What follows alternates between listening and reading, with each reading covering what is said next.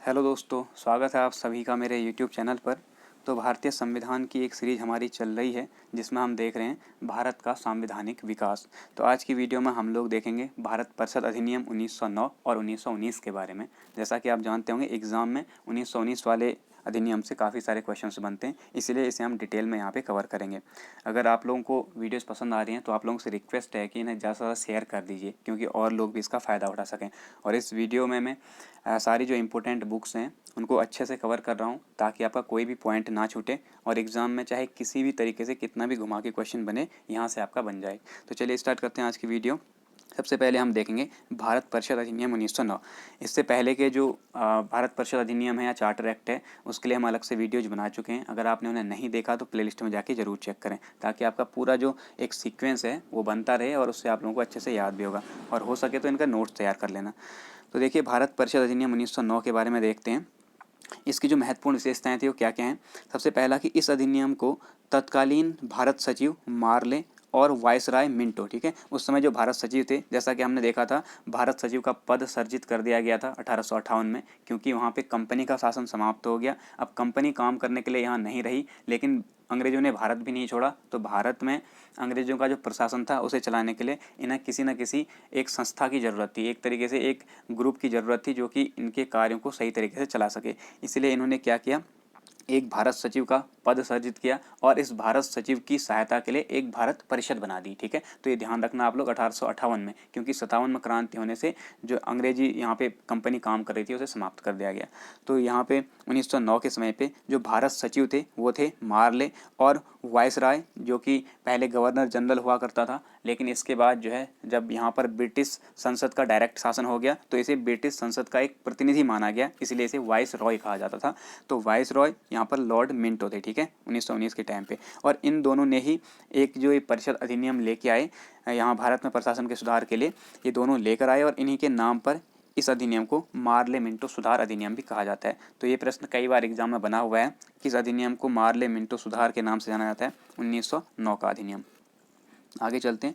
इस अधिनियम को अरुंडेल समिति की रिपोर्ट के आधार पर फरवरी 1909 में पारित किया गया था। तो ये चीज़ आप लोग ध्यान रखना, किस समिति की रिपोर्ट के आधार पर आया था, अरुंडेल समिति, ठीक है। इस अधिनियम के द्वारा केंद्रीय विधान परिषद में अतिरिक्त सदस्यों की संख्या बढ़ाकर 16 से बढ़ाकर 60 कर दी गई।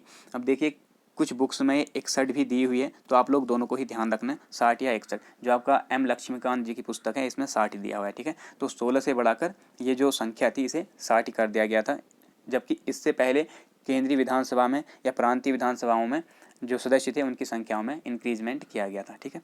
आगे चलते हैं।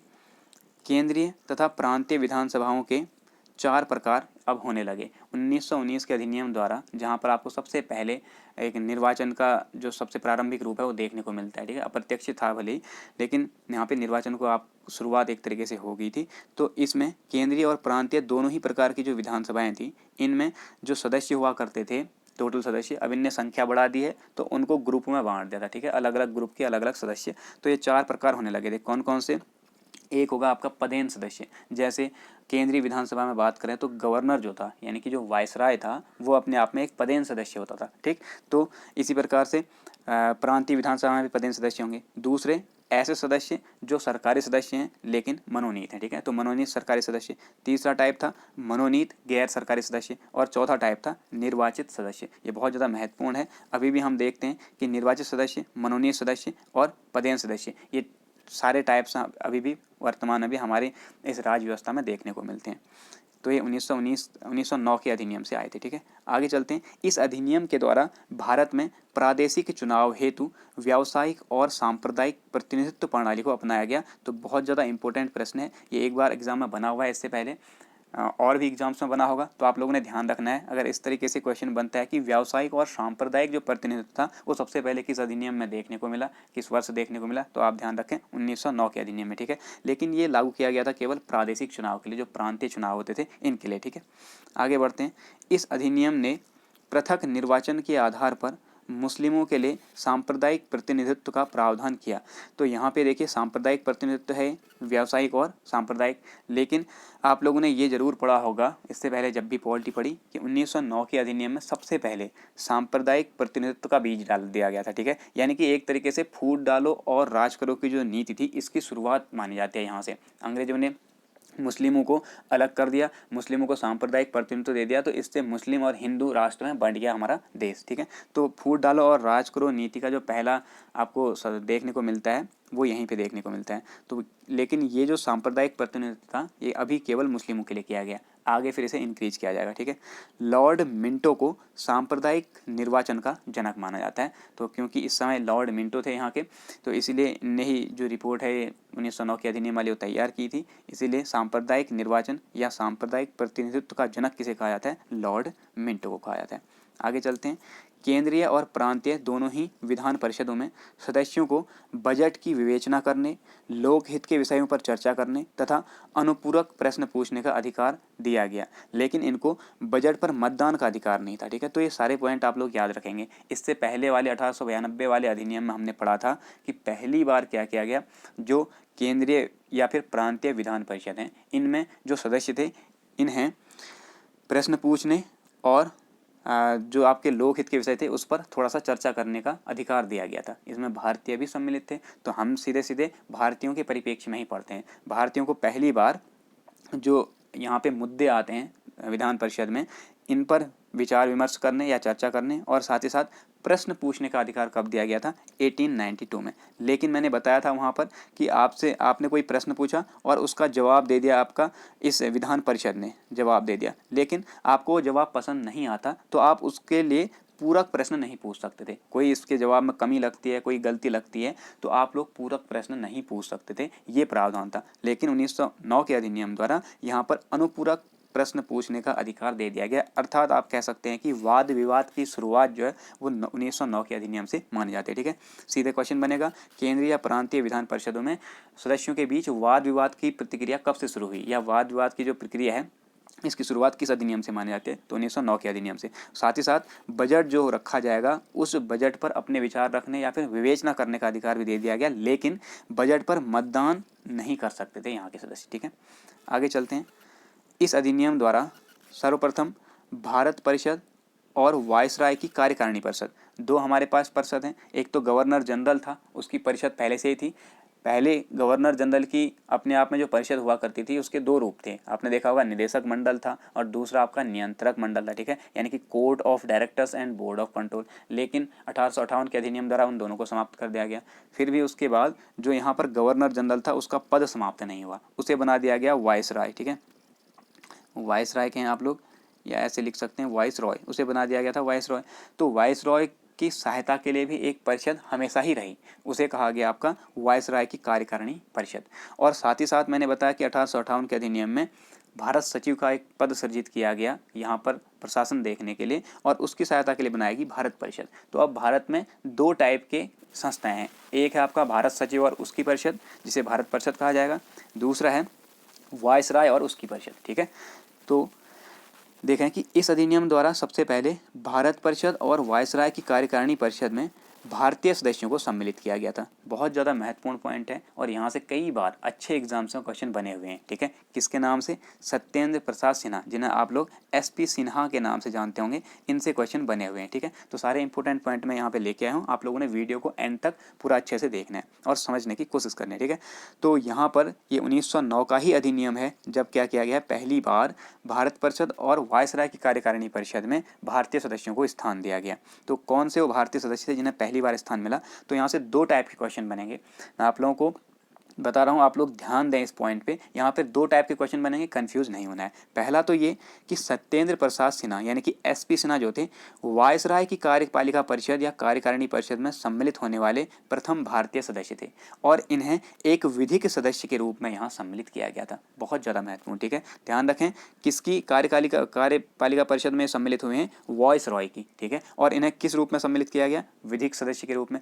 कौन सम्मिलित हुए हैं? सत्येंद्र प्रसाद सिन्हा। तो कभी भी ऐसा क्वेश्चन आता है कि वायसराय की कार्यपालिका परिषद में सम्मिलित होने वाले पहले भारतीय कौन थे? SP सिन्हा जी। लेकिन अगर आपसे यही क्वेश्चन थोड़ा सा घुमा के पूछ दिया जाता है और पूछ दें कि भारत सचिव की कार्यकारिणी परिषद में या फिर भारत परिषद में सम्मिलित होने वाले प्रथम भारतीय कौन थे, तब आप लोग एसपी सिन्हा के साथ नहीं जाएंगे। तब आप ध्यान रखें, यहाँ पे दो भारतीयों का नाम आता है, एक है के.सी. गुप्ता जी और दूसरे हैं सैयद हुसैन बिलग्रामी। ठीक है, इन्हें इंग्लैंड स्थित जो भारत परिषद है इसमें नियुक्त किया गया था। तो इंग्लैंड स्थित भारत परिषद में, या फिर आप कह सकते हैं इसको थोड़ा सा इसी लैंग्वेज में लिख के कहें तो ये पूछा जाएगा कि भारत सचिव की कार्यकारिणी परिषद में सम्मिलित होने वाले पहले भारतीय, तो वो होंगे आपके के.सी. गुप्ता और सैयद हुसैन बिलग्रामी। तो इन दोनों क्वेश्चंस को आप लोग बिना कन्फ्यूजन के क्लियरली यहाँ पर अच्छे से देख लें। ठीक है, तो ये था आपका 1909 का अधिनियम, जिसमें बहुत ज़्यादा खास बातें नहीं हैं। हम मेन देखेंगे 1919 का भारत शासन अधिनियम, जिसमें बहुत सारे पॉइंट हैं, जिसमें बहुत सारे फैक्ट आपसे पूछे जाते हैं। ठीक है,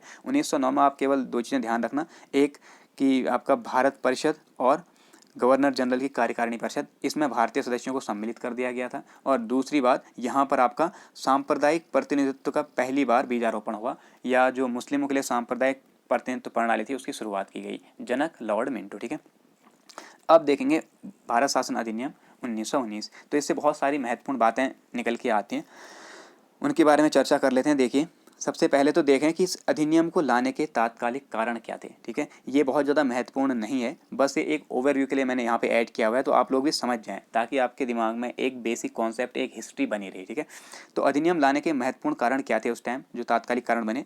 तो पहला तो है, देखिए, सांप्रदायिक आधार पर मतदान प्रणाली। ये किस में आ गया है, 1909 के अधिनियम में। अब इन्होंने मुस्लिमों को अलग कर दिया और भारत जो है दो भागों में बंट गया, मुस्लिम राष्ट्र और हिंदू राष्ट्र। ठीक है, तो इससे क्या हुआ, यहाँ की जो जनता है, यहाँ के जो लोग हैं, वो थोड़ा भड़क गए कि भैया अंग्रेज जो हैं फूट डालो और राज करो की नीति अपना रहे हैं, या विभाजन की नीति अपना रहे हैं।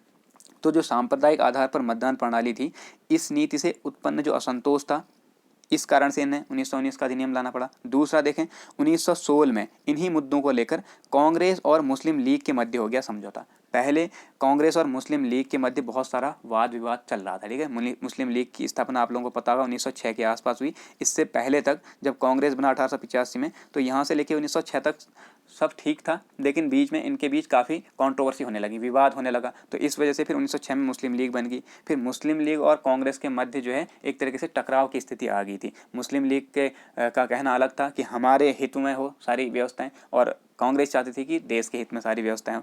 तो इनके चलते काफ़ी विवाद रहा। लेकिन 1916 में लखनऊ में एक कांग्रेस सम्मेलन हुआ या समझौता सम्मेलन हुआ, और उस लखनऊ सम्मेलन में कांग्रेस और मुस्लिम लीग के मध्य क्या हो गया, समझौता हो गया। तो अब कांग्रेस और मुस्लिम लीग ने आपस में समझौता कर लिया है, लेकिन अंग्रेजों ने क्या किया है, सांप्रदायिक प्रतिनिधित्व प्रणाली को अपना है। तो ये दोनों एक दूसरे की विरोधी बातें हो गई थी। ठीक है, तो इसका भी एक महत्वपूर्ण रोल रहा 1919 का अधिनियम पारित होने में।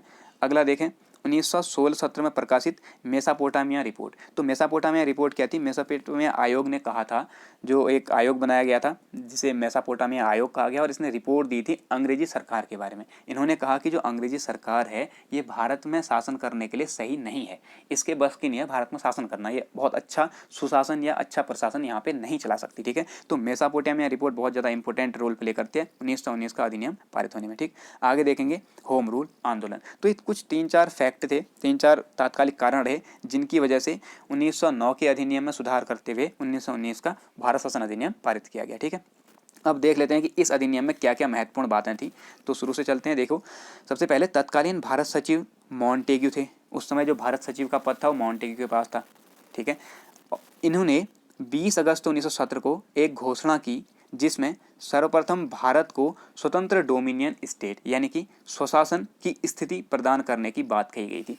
जैसा कि मैंने बताया, मेसापोटामिया की जो रिपोर्ट आई, मेसोपोटामिया आयोग की, इन्होंने बताया कि अंग्रेजी सरकार भारत में शासन करने के लिए सही नहीं है, उपयुक्त नहीं है, ये यहाँ पे शासन सही तरीके से नहीं चला सकती। तो इसके जवाब में अंग्रेजी सरकार ने क्या किया, एक रिपोर्ट तैयार की कि भैया भारत में जो है शासन हम सही तरीके से चलाएंगे और उसके लिए हम कुछ नए सुधार कर रहे हैं। तो उन सुधारों से संबंधित जो रिपोर्ट थी, उस रिपोर्ट को 20 अगस्त 1917 को पारित किया गया या फिर उसकी घोषणा की गई। ठीक है, 20 अगस्त 1917 को किसने घोषणा की है, भारत सचिव ने, जो की है मॉन्टेग्यू उस टाइम। ठीक, और इसमें सबसे पहले ये बात कही दी गई भारत को लुभाने के लिए कि भारत जो है अब स्वतंत्र डोमिनियन के रूप में इसे मान्यता दी जाएगी, या फिर भारत सर्वप्रथम ये बात की गई कि भारत को स्वतंत्र डोमिनियन या स्वशासन की स्थिति प्रदान की जाएगी। ठीक है, यानी कि भारत अपना शासन स्वयं चलाएगा, लेकिन किसके अधीन, अंग्रेजी सरकार के अधीन। तो ये एक तरीके से क्या हुआ अपने आप में, उत्तरदायी सरकार की बात हुई, ठीक है, उत्तरदायी सरकार, यानी कि हम लोग अपना शासन तो चलाएंगे लेकिन हम अपने मन की नहीं कर सकते, हम उत्तरदायी रहेंगे किसके प्रति, ब्रिटिश संसद के प्रति, ठीक है। तो ये बात सबसे पहले किस अधिनियम में देखने को मिलती है, 1919 के अधिनियम में। आगे चलते हैं। इसके पश्चात मॉन्टेग्यू और गवर्नर जनरल, तो यहाँ से एक कहानी बनती है कि जैसे ये रिपोर्ट प्रकाशित हुई, इसकी घोषणा हुई, तो इसके बाद तुरंत जो ये मॉन्टेग्यू हैं भारत सचिव, ये फिर भारत आते हैं। भारत आने के बाद यहाँ के जो उस समय पे गवर्नर जनरल या फिर वायसराय थे, वो थे लॉर्ड चैम्सफोर्ड। तो इनके साथ मिलते हैं और इन दोनों ने मिलकर यहाँ के सभी नेताओं के साथ एक बैठक की। कहाँ पर की, शिमला में की, और उसे कहा गया शिमला समझौता, ठीक है। इसी शिमला समझौता के आधार पर जुलाई 1918 में मॉन्टेग्यू चैम्सफोर्ड रिपोर्ट प्रकाशित की गई, ठीक है। यानी कि यहाँ पर मॉन्टेग्यू जो भारत सचिव हैं और चैम्सफोर्ड जो कि यहाँ वायसराय हैं, इन दोनों ने मिलकर यहाँ के नेताओं से वार्तालाप की और उनसे पूछा कि भैया यहाँ पर हम ये नियम बना रहे हैं, ये लागू होगा या नहीं होगा, या फिर आप लोग बताइए कि हमारे जो नियम है इनमें क्या कमियाँ हैं, क्या सुधार करना चाहिए। इन सब बातों पर एक बहुत लंबी चर्चा चली, उसे शिमला समझौता कहा गया और इसमें यहाँ के नेता मान गए, जो कांग्रेस के थे मेनली, ठीक है। तो शिमला समझौता के आधार पर फिर क्या हुआ, एक रिपोर्ट प्रकाशित की गई जिसे मॉन्टेग्यू चैम्सफोर्ड रिपोर्ट कहा गया। ये आई आपकी जुलाई 1918 में, और इसी रिपोर्ट के आधार पर, ध्यान रखेंगे, इस संयुक्त रिपोर्ट के आधार पर ही भारत शासन अधिनियम 1919 तैयार किया गया और पारित किया गया, जो कि 1921 में लागू हुआ। महत्वपूर्ण बात है, ध्यान रखना, 1919 का अधिनियम 1921 में लागू हुआ है, ठीक है। और इसी कारण से इस अधिनियम को मॉन्टेग्यू चैम्सफोर्ड सुधार भी कहा जाता है। इससे पहले वाले अधिनियम को मार्ले मिंटो सुधार कहा जा रहा था, ठीक है, लेकिन इसे क्या कहा जाता है, मॉन्टेग्यू चैम्सफोर्ड सुधार। तो यहाँ से प्रश्न बनते हैं, आप लोग ध्यान रखेंगे। आगे चलते हैं। इस अधिनियम में सर्वप्रथम उत्तरदायी शासन शब्द का स्पष्ट प्रयोग किया गया था। जैसा कि मैंने अभी बताया, इन्होंने कहा भारत जो है डोमिनियन स्टेट होगा, यानी कि डोमिनियन स्टेट की बात कही गई थी। तो डोमिनियन स्टेट कहने का मतलब स्वशासन चलाएगा, अपना शासन चलाएगा भारत, अपने हिसाब से नियम बनाएगा, सब चीज़ अपने हिसाब से चलाएगा, लेकिन उत्तरदायी रहेगा किसके प्रति, ब्रिटिश संसद के प्रति उत्तरदायी रहेगा, ऊपर से उनका डंडा हमेशा रहेगा, ठीक है। तो इसीलिए इसे उत्तरदायी शासन कहा गया। तो उत्तरदायी शासन शब्द का सबसे पहले स्पष्ट प्रयोग 1919 के अधिनियम में देखने को मिलता है, ठीक है। आगे देखिए, जो 1909 में सांप्रदायिक प्रतिनिधित्व प्रणाली शुरू कर दी गई सिर्फ मुस्लिमों के लिए, वो अब थोड़ा सा विस्तारित कर दी गई थी, ठीक है। तो सांप्रदायिक आधार पर निर्वाचन प्रणाली का विस्तार करते हुए इसे सिखों, ईसाइयों, आंग्ल भारतीयों और यूरोपियों के लिए भी लागू कर दिया गया। तो महत्वपूर्ण बात है, ध्यान रखना, इन चारों को भी आप याद रखेंगे किन किन के लिए विस्तारित की गई है। यहाँ से क्वेश्चन थोड़ा घुमा के पूछ सकता है, ठीक है, सिख, ईसाई, आंग्ल भारतीय और यूरोपीय, ठीक है। आगे चलें। इस अधिनियम द्वारा पहली बार प्रत्यक्ष चुनाव प्रणाली अपनाई गई तथा महिलाओं को भी मताधिकार दिया गया। जैसा कि मैंने बताया, 1909 के अधिनियम में आपको अप्रत्यक्ष चुनाव प्रणाली देखने को मिलती है। वहाँ पर जो प्रादेशिक चुनाव हो रहे थे, उन प्रादेशिक चुनावों में एक तरीके से क्या हो रहा था कि अप्रत्यक्ष रूप से लोग चुने जा रहे थे, यानी कि एक समिति बैठती है, समिति जो प्रतिनिधियों की थी, और वही प्रतिनिधि जो है दूसरे प्रतिनिधियों को चुनेंगे, विधानसभाओं के लिए, विधान परिषदों के लिए जो प्रतिनिधि आ रहे हैं उनको चुनेंगे। तो अप्रत्यक्ष था। लेकिन यहाँ पर पहली बार 1919 के अधिनियम में, ध्यान रखना बहुत ज़्यादा महत्वपूर्ण है, पूछा गया है पहले क्वेश्चन कि पहली बार महिलाओं को मताधिकार कब दिया गया। इस तरीके से क्वेश्चन बनते हैं, प्रत्यक्ष चुनाव प्रणाली किस अधिनियम में देखने को मिलती है, ठीक है। तो पहली बार प्रत्यक्ष चुनाव प्रणाली होगी और साथ ही साथ महिलाओं को भी मताधिकार दिया गया था 1919 के अधिनियम के द्वारा। अगला देखें, इस अधिनियम की सबसे महत्वपूर्ण जो बातें हैं वो केवल दो बातें हैं, ठीक है। इस अधिनियम की 1919, मैं बार बार कह रहा हूँ 1919, 2 बार 19 है, ठीक है। क्या है, 2 बार 19 है। तो आप लोग ऐसे ट्रिक से याद रखेंगे, 2 19 है तो यहाँ पे द्वैध शासन, ठीक है।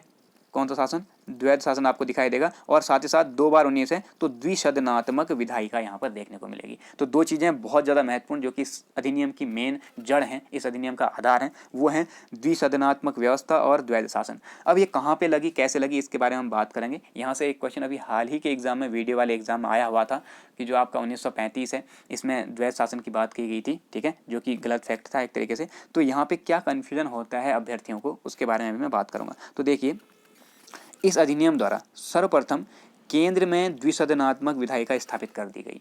तो केंद्र में द्विसदनात्मक व्यवस्था कहने का मतलब है कि भैया 2 सदन बनेंगे ना, जैसे अभी होता है। अभी हमारा क्या है, उच्च सदन है राज्यसभा और निम्न सदन है आपका लोकसभा। 2 सदनात्मक व्यवस्था है हमारे प्रशासन में अभी भी। तो ये जो व्यवस्था है, इसकी शुरुआत 1919 के अधिनियम द्वारा हुई। तो केवल ये लागू हुआ केंद्र में। तो केंद्र में द्विसदनात्मक व्यवस्था कब लागू हुई? 1919 में। कौन कौन से वो सदन? पहला सदन था राज्य परिषद, जिसे अभी वर्तमान में राज्यसभा हम कहते हैं, ठीक है, ये उच्च सदन था। और दूसरा सदन होता था विधानसभा, जबकि अभी वर्तमान में क्या है? लोकसभा, ठीक है, तो उसे विधानसभा कहा जाता था, जो कि निम्न सदन था। अब इनके बारे में कुछ महत्वपूर्ण बातें देख लेते हैं कि ये राज्य परिषद और विधानसभा जो होती है कैसे एक दूसरे से भिन्न थे। तो देखिए, राज्य परिषद की बात करें उच्च सदन की, तो इसमें 60 सदस्य हुआ करते थे, जिनमें से 34 निर्वाचित थे और शेष जो हैं वो मनोनीत होते थे, नामांकित होते थे, ठीक है, तो ये भी आप ध्यान में रखेंगे। साथ ही साथ जो राज्य परिषद था, अभी आप वर्तमान में देखेंगे कि राज्यसभा का कार्यकाल कितना है? जनरली इसका 6 वर्ष है, ठीक है, वैसे तो हर 2 वर्ष में यहाँ पे सदस्य रिटायर होते हैं, लेकिन 6 वर्ष इसका टोटल कार्यकाल है। तो जो उच्च सदन होता है उसका कार्यकाल ज़्यादा होता है, तो यहाँ पे देखें इसका कार्यकाल 5 वर्ष निर्धारित किया गया था। जबकि जो निम्न सदन था, जिसे केंद्रीय विधानसभा कहा जाता था, इसमें 145 सदस्य हुआ करते थे। एनसीईआरटी में 144 दिया हुआ है, ये भी आप लोग नोट कर लें, ठीक है। और इनमें से 104 निर्वाचित सदस्य थे और शेष नामांकित होते थे, ठीक है।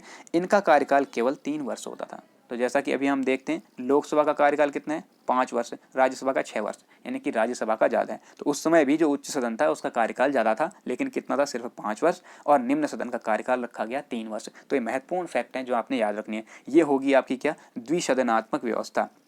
2 सदन यहाँ पे बना दिए, 19-19, ठीक है, 2-2 यहाँ 19 है तो द्विसदनात्मक। दूसरा है द्वैध शासन, तो इसके बारे में हम आगे देखेंगे। पहले आप देखें कि दोनों ही जो आपके सदन बने, राज्य परिषद और विधानसभा, इन दोनों की शक्तियाँ समान थी, लेकिन डिफरेंस कहाँ पर था? बजट पर स्वीकृति प्रदान करने में। तो बजट पर स्वीकृति प्रदान करने का जो अधिकार था वो सिर्फ विधानसभा को था, जो कि वर्तमान में भी देखने को मिलता है। जो आपका धन विधेयक आता है, उस पर धन विधेयक को लाने का या फिर उस पर विचार करने का जो पूरा का पूरा अधिकार होता है, पूर्ण अधिकार धन विधेयक पर, वो केवल लोकसभा को होता है। राज्यसभा केवल अपना इस पर जो है विचार रख सकती है, अपनी सहमति दे सकती है, ठीक है। अगर वो सहमति नहीं भी देती तब भी वो जो धन विधेयक है वो पारित हो जाता है। तो ये शक्ति अभी भी आपकी चलती है। तो ये शक्तियाँ उसी टाइम से शुरू हो गई थी, ठीक।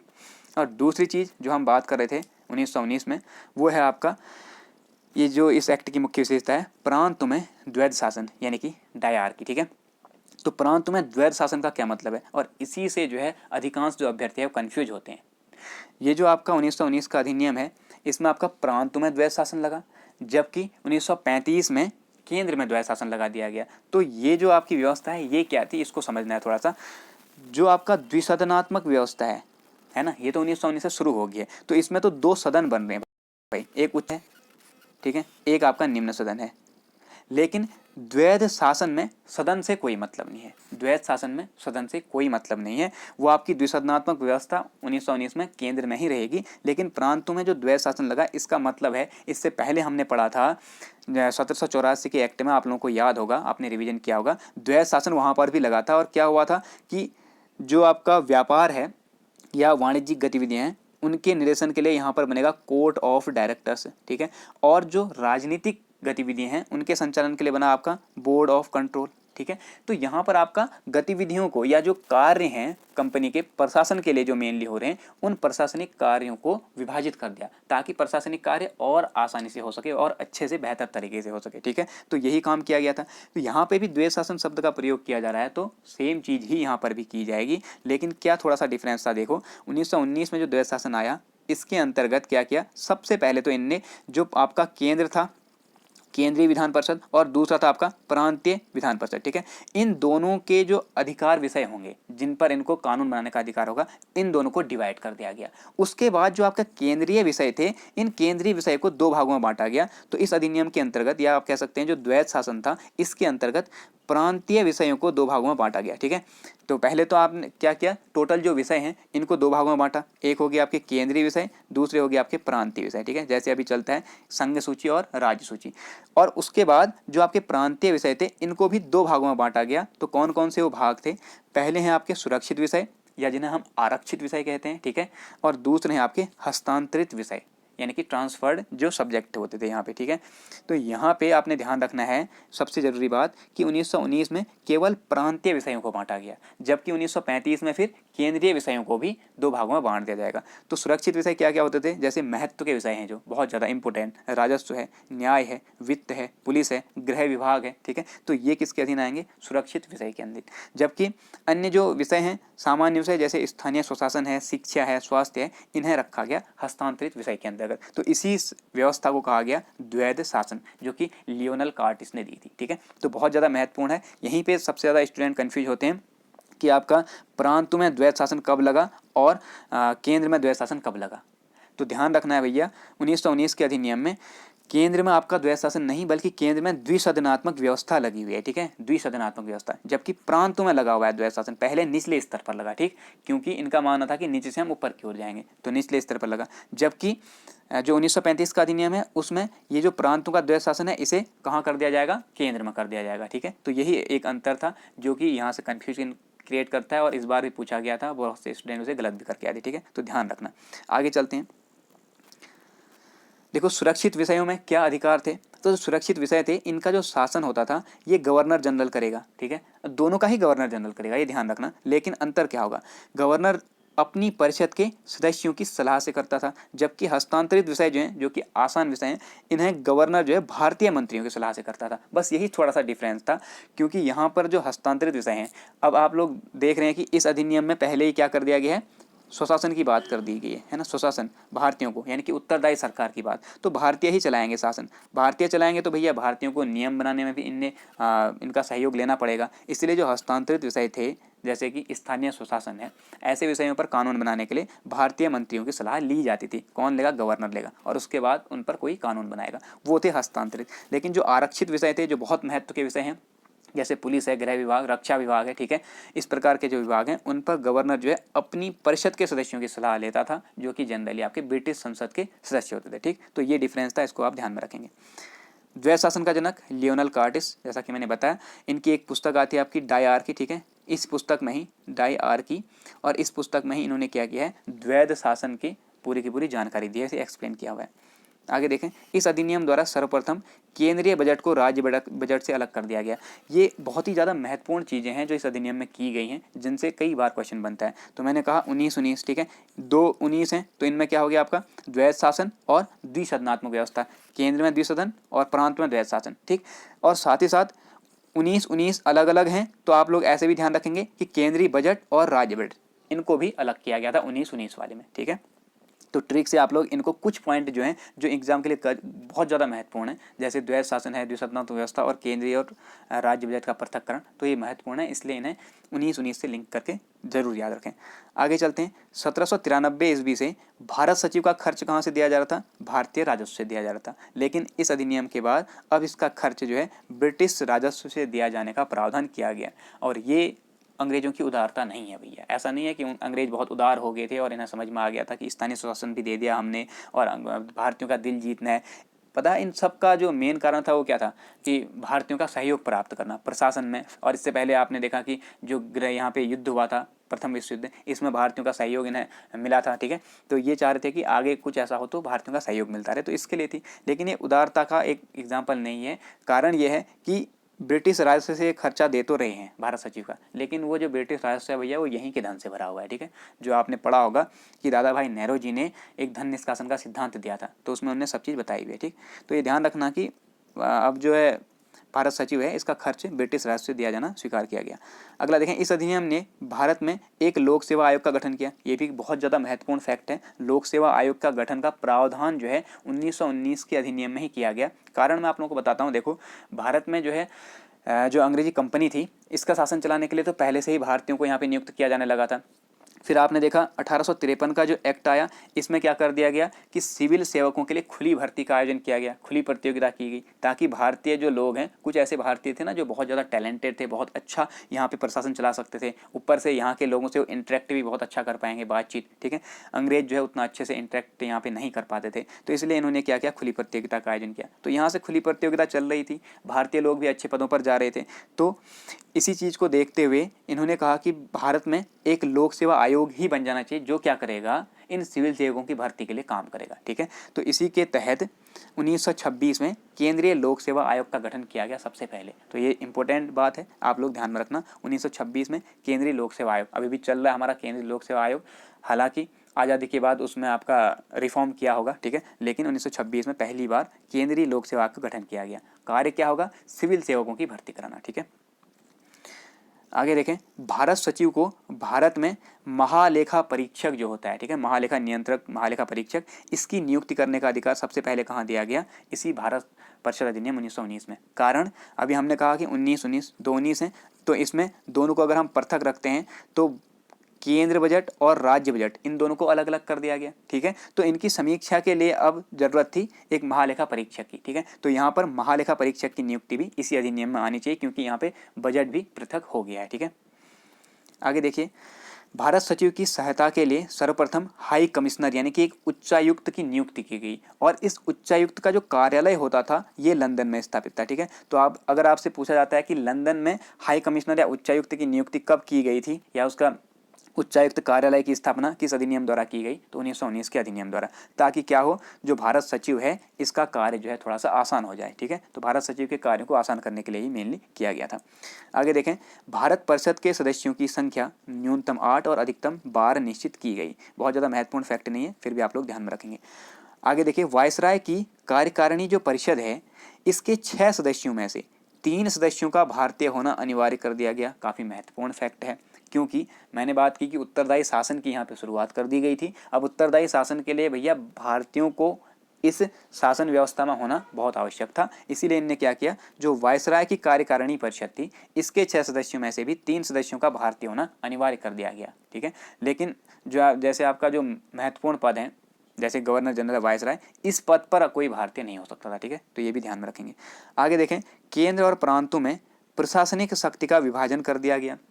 प्रशासनिक शक्ति का विभाजन कहने का अर्थ है कि केंद्र जो है अपने नियम बना सकते हैं, राज्य अपने नियम बना सकते हैं, जो जो इनको विषय मिले होंगे। जैसे आपका अभी हमने देखा ना कि हस्तांतरित और जो आपके आरक्षित विषय थे, आरक्षित और हस्तांतरित विषय, इनको अलग अलग किया गया। लेकिन ये कहाँ पे किया गया था? केवल प्रांतों में किया गया। ठीक है, इससे पहले मैंने बताया कि सबसे पहले इनने विषयों को केंद्र और प्रांत में बांटा। ठीक है, सबसे पहले इनने केंद्र और प्रांत में विषय बांटे, फिर इनमें से जो प्रांत के विषय थे इन्हें आरक्षित और हस्तांतरित में बांटा। लेकिन 1935 के अधिनियम में इन्हें केंद्र में भी लागू कर देंगे, यानी कि केंद्रीय विषयों को भी हस्तांतरित और आरक्षित में बांटेंगे। ठीक है, तो ध्यान रखें कि केंद्र और प्रांतों में इस अधिनियम के द्वारा प्रशासनिक शक्ति का विभाजन करके केंद्रीय और प्रांतीय विधान परिषदों को अपनी सूची के विषयों पर नियम बनाने का अधिकार दिया गया। यानी कि यहाँ पर सूची व्यवस्था, समवर्ती सूची, संघ सूची जो है, उस व्यवस्था का सूत्रपात एक तरीके से हो गया था। ठीक, तो ये था आपका 1919 का भारत परिषद अधिनियम, जहाँ से जो महत्वपूर्ण फैक्ट पूछे जा सकते हैं वो मैंने आप लोगों को बता दिए हैं। ठीक है, इसके परिणाम क्या रहे, ये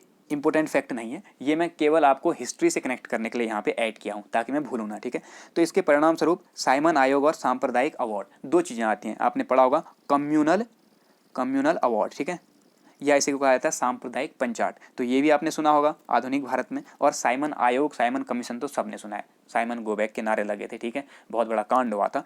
तो ये जो चीज़ें हैं ये इसी के परिणाम स्वरूप मेनली आई हुई थी। कैसे? 1919 के भारत परिषद अधिनियम या भारत शासन अधिनियम जो है, इस अधिनियम में एक और प्रावधान था भाई, कि हम यहाँ पर पहली बार जो है उत्तरदायी सरकार को लागू कर रहे हैं, यानी कि स्थानीय स्वशासन जो है इसको लागू कर रहे हैं। लेकिन क्या ये व्यवस्था फलदायी होगी, क्या ये व्यवस्था आपका सही तरीके से यहाँ पे काम करेगी, प्रभावी होगी या नहीं होगी, इसकी जांच करने के लिए इस 1919 के ही अधिनियम में एक प्रावधान किया गया था कि 10 वर्ष बाद इसकी जांच करने के लिए एक आयोग गठित किया जाएगा, एक आयोग गठित किया जाएगा। तो ये आयोग गठित होना था 1929 ईस्वी में। ठीक है, लेकिन हुआ क्या, यहाँ पे ये हुआ कि 1929 में इंग्लैंड में चुनाव होने थे। ठीक है, तो उस चुनाव के चलते इस आयोग को 1929 की जगह 2 वर्ष पहले ही गठित कर दिया गया, और उसका गठन कब हुआ था आपका? नवंबर 1927 में। ये चीज़ आप ध्यान रखेंगे, नवंबर 1927 में। क्या कहा मैंने कि 1919 के एक्ट में जो इनने प्रावधान किए हैं, बहुत सारे चेंजेस किए हैं। ठीक है, द्विसदनात्मक व्यवस्था है, द्वैध शासन है, उत्तरदायी सरकार है, केंद्र और राज्य बजट का पृथककरण है, महालेखा परीक्षक की नियुक्ति है, बाकी गवर्नर जनरल की परिषद में आपका भारतीयों का होना, तो ये बहुत सारे चेंजेस थे, बहुत ही अलग चेंज। और इन चेंजों को यहाँ पर जब लागू किया गया तो ये यहाँ पर प्रभावी हो रहे हैं या नहीं, प्रशासन में सुधार हुआ या नहीं, इसकी जांच के लिए यहाँ पर एक फैक्ट इनने जोड़ा कि इसकी जांच के लिए 10 वर्ष बाद एक आयोग गठित किया जाएगा जो जांच करेगा कि 1919 का अधिनियम कितना प्रभावी है। लेकिन जो 10 वर्ष बाद 1929 में इस आयोग का गठन होना था, 1929 में इंग्लैंड में चुनाव होने के कारण इसका गठन 2 वर्ष पहले कर दिया गया, नवंबर 1927 में। ठीक है, और ये जो था आयोग, इसका गठन किया गया सर जॉन साइमन के नेतृत्व में। इसीलिए इस कमीशन को, इस आयोग को साइमन कमीशन कहा जाता है। और इसके 7 इसके सदस्य थे। इन 7 सदस्यों में से कोई भी सदस्य भारतीय नहीं था और यही सबसे बड़ा कारण रहा यहाँ पर इसके विरोध का। तो साइमन कमीशन भारत कब आया, कैसे आया, ये आपने आधुनिक भारत में पढ़ना है। ठीक है, फिर भारत आया, यहाँ पे विरोध हुआ। विरोध का मुख्य कारण मैंने बता दिया कि अंग्रेज, सारे के सारे इनमें जो अधिकारी थे वो अंग्रेज थे। ठीक है, फिर आयोग ने यहाँ पे अपनी रिपोर्ट तैयार की, प्रस्ताव दिया। आयोग की रिपोर्ट पर या प्रस्ताव पर विचार करने के लिए यहाँ पर फिर 3 गोलमेज सम्मेलन आयोजित किए गए। ये आप लोगों ने पढ़ा होगा, एक जनरल हिस्ट्री में यहाँ पे बता रहा हूँ। ठीक है, गोलमेज सम्मेलन हो गया। गोलमेज सम्मेलन का जो निचोड़ निकला, उसके तहत इनने क्या किया, एक सुधार के लिए या फिर जो भी चीज़ें थी और उस पर अपनी संस्तुति देने के लिए एक रिपोर्ट तैयार की, जिसे श्वेत पत्र के नाम से जाना जाता है। ठीक है, श्वेत पत्र के नाम से, जिसे कि 1935 के भारत शासन अधिनियम में फिर सम्मिलित किया गया था, जो उसके प्रावधान थे। ठीक है, तो ये चीज़ आप लोगों ने देखी होगी। और दूसरी चीज़ जो आई यहाँ पे, कम्युनल अवार्ड। कम्युनल अवार्ड 1932 का आप लोगों ने पढ़ा होगा। क्या था कि जो सांप्रदायिक प्रतिनिधित्व की ये प्रणाली अपना दी थी, तो इसी के तहत उपजा एक विवाद है कम्युनल अवार्ड। ठीक है, ब्रिटिश प्रधानमंत्री थे उस टाइम पे आपके रैमजे मैकडोनाल्ड, इनका नाम आता है काफ़ी, मैकडोनाल्ड इंपोर्टेंट है, कई बार पूछे गए। ठीक है, कम्युनल अवार्ड या सांप्रदायिक पंचाट लाने के लिए जाने जाते हैं। तो रैमजे मैकडोनाल्ड ने 1932 के टाइम पे, लगभग 16-17 अगस्त ऐसा ही कुछ था, तो आप लोग एक बार देख लेना, उसे चेक कर लेना, अगस्त का टाइम था। ठीक है, अगस्त 1932 में जो अल्पसंख्यक थे, अल्पसंख्यकों के प्रतिनिधियों के लिए भी एक योजना की घोषणा की। अल्पसंख्यक कहने का मतलब है कि जैसे SC ST OBC लोग या अन्य लोग, ठीक है, इनके लिए इनने घोषणा की कि सांप्रदायिक प्रतिनिधित्व मुस्लिमों के लिए है या फिर सिखों, ईसाइयों, यूरोपियों, आंग्ल भारतीयों के लिए है, तो अल्पसंख्यकों के लिए भी यहाँ पे होना चाहिए। तो अल्पसंख्यकों के लिए इनके सांप्रदायिक विभाजन कर दिया इनने। ठीक है, तो अब भारत और ज़्यादा बढ़ गया। इसी को कम्युनल अवार्ड या सांप्रदायिक पंचायत के नाम से जाना जाता है। और इसे मेन यहाँ पे विस्तारित किया गया था दलितों के लिए, जो SC ST OBC वाले हैं, मेनली दलितों के लिए। और इस बात से गांधी जी भड़क गए भाई। ठीक है, और वो पूना की यरुदा जेल में उस टाइम थे, तो उन्होंने क्या किया, वहाँ पे अनशन शुरू कर दिया था। इसलिए यहाँ पे भीमराव अम्बेडकर या फिर अन्य लोग जैसे सुभाष चंद्र बोस जी, ये लोग गए और इनके साथ वार्ता करके फिर एक समझौता हुआ, जिसे इस पूना की यरुदा जेल में होने के कारण पूना समझौता कहा जाता है। और इसके बाद फिर ये जो कम्युनल अवार्ड वाला सिस्टम था, इसे समाप्त किया गया था। ठीक है, तो ये था आपका 1919 का भारत शासन अधिनियम और उसके परिणाम स्वरूप उपजी 2 इंपॉर्टेंट चीज़ें जिनके बारे में आपने पढ़ना चाहिए। ठीक है, तो आज की वीडियो में हम इतनी बात करेंगे। और कैसी लगी वीडियो कमेंट करके आप ज़रूर बताएं, और हो सके तो ज़्यादा शेयर भी कर दें। तो मिलते हैं नेक्स्ट वीडियो में, अपना ध्यान रखें। Thank you.